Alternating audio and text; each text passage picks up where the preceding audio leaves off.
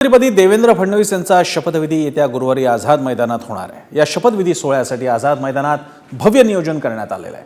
फडणवीसांचा 2 उपमुख्यमंत्री आणि काही मंत्र्यांचा शपथविधीही होणार असल्याचं सांगण्यात येत आहे। पंतप्रधान मोदी यांच्यासह भाजप शासित राज्याचे मुख्यमंत्री आणि महत्त्वाचे नेते सुद्धा या सोहळ्याला उपस्थित असतील।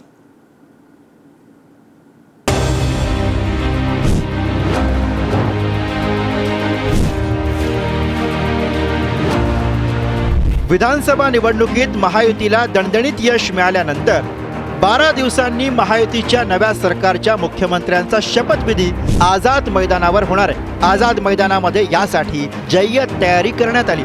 भाजपचे निरीक्षक केंद्रीय अर्थमंत्री निर्मला सीतारामन आणि गुजरातचे माजी मुख्यमंत्री विजय रुपाणी हे मुंबईमध्ये दाखल झाले। बुधवारी भाजपच्या विधिमंडळ पक्षाच्या बैठकीमध्ये देवेंद्र फडणवीस यांची गटनेतेपदी निवड होईल। त्यानंतर राज्यपालांकडे सत्ता स्थापनेचा दावा केला जाईल।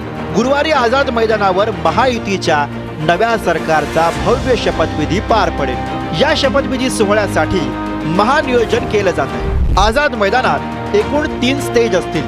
100 फूट लांब, 60 फूट रुंद, 8 फूट उंच असा मुख्य स्टेज असेल। मुख्य स्टेजवर पंतप्रधानांसह मुख्यमंत्री आणि इतर वरिष्ठ नेते आणि मंत्री असतील। दुसरं स्टेज 80 फूट लांब, 50 फूट रुंद आणि 7 फूट उंच असेल।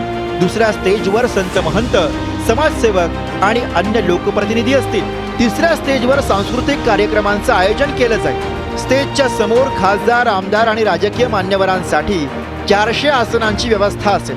व्हीआयपींसाठी जवळपास 1000 राखीव आसन व्यवस्था असेल।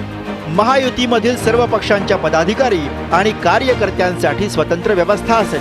साधारण 30 ते 40 हजार लोक बसतील अशी व्यवस्था असेल। मैदानाच्या दोन्ही बाजूंना 16 फूट लांब आणि 6 फूट उंचीचे मोठे कटआउट असतील। आझाद मैदान आणि मैदानाबाहेर पोलिसांचा कडेकोट बंदोबस्त असेल। तज्ञ डॉक्टर आणि कर्मचाऱ्यांसह 10 ते 12 रुग्णवाहिका, अग्निशमन दलाच्या 6 ते 7 गाड्या, संपूर्ण आझाद मैदान परिसरामध्ये सीसीटीव्ही असतील। फिरत्या शौचालयांसह पिण्याच्या पाण्याची व्यवस्था असेल। प्रवेशद्वारांवर मेटल डिटेक्टर डोअरसह हँड मेटल डिटेक्टर असतील। सर्वसामान्य नागरिकांसाठी 3 ठिकाणी प्रवेशद्वार असेल। पंतप्रधान नरेंद्र मोदी यांच्या उपस्थितीमध्ये होणाऱ्या या सोहळ्यात मुख्यमंत्री, 2 उपमुख्यमंत्री आणि इतर मंत्रिमंडळाचा शपथविधी पार पडणार आहे। त्याची जय्यत तयारी सोमवारपासून सुरू आहे। महायुतीच्या नेत्यांनी मंगळवारी एकत्रितपणे आझाद मैदानावरच्या या तयारीचा आढावा घेतला। आज़ाद मैदान के ऊपर बड़ी जोर से तैयारी शुरू हो रही है और एक ऐतिहासिक कार्यक्रम मैं कहूँगा, बहुत बड़ा। यहाँ पर कल आप शिंदे जी से मिले थे, शिंदे जी नाराज है क्या सर? प्रधानमंत्री जी भी आ रहे हैं, अमित भाई आएंगे, नड्डा जी आएंगे, सभी स्टेट के सीएम, डीसीएम वो भी यहाँ पर आएंगे, साधु संत आएंगे, हमारी लाडली बहना भी यहाँ पर आएगी और बहुत सुंदर कार्यक्रम। सर, कितने गेस्ट? 40,000। आज आम्ही सर्वजण आलो होतो इथे जी काही पाहणी करायची होती।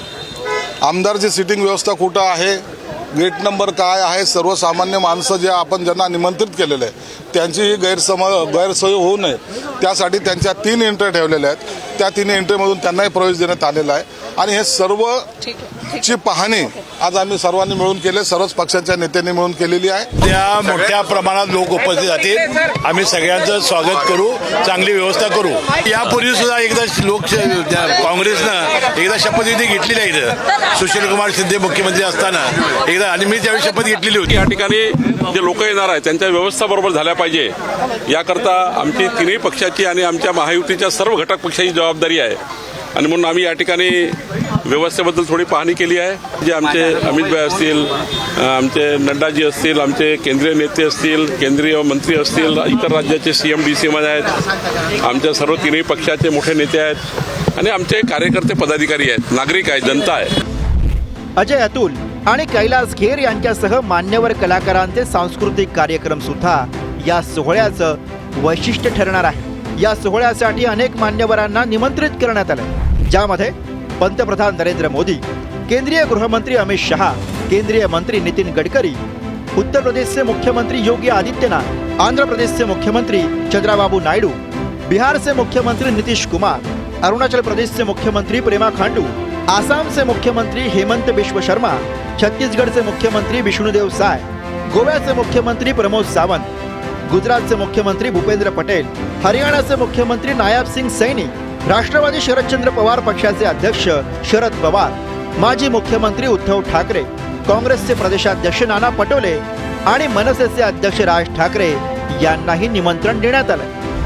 यासह भाजपचे केंद्रीय पदाधिकारी, राज्यपाल, साधू महंत, कलाकार आणि साहित्यिक यांना सुद्धा या सोहळ्यासाठी निमंत्रित करण्यात आले। लाडक्या बहिणींमुळे महायुतीचा सत्तेत येण्याचा मार्ग सुकर झाला, त्यामुळे हजारो लाडक्या बहिणी सुद्धा या सोहळ्याला उपस्थित राहतील।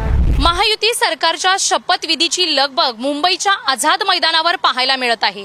मुंबईच्या ह्या आझाद मैदानावर तुम्ही माझ्या पाठीमागे पाहू शकता, महायुतीचा जो 5 डिसेंबरला शपथविधी होणार आहे त्या अनुषंगाने ही जोरदार तयारी सुरू झालेली आहे। आणि या शपथविधी सोहळ्याला एकूण 3 स्टेज असणार आहेत। एक मुख्य स्टेज असणार आहे 100 फूट लांब, 60 फूट रुंद, 8 फूट उंच असं हे स्टेजवर पंतप्रधानांसह मुख्यमंत्री व अन्य वरिष्ठ नेते मंत्री बसणार आहेत। दुसरा जो स्टेज असणार आहे तो 80 फूट लांब, 50 फूट रुंद, 7 फूट उंच, यावर सगळे संत, समाजसेवक व अन्य लोकप्रतिनिधी असणार आहेत। आणि तिसरा जो स्टेज असणार आहे तो म्युझिक स्टेज असणार आहे।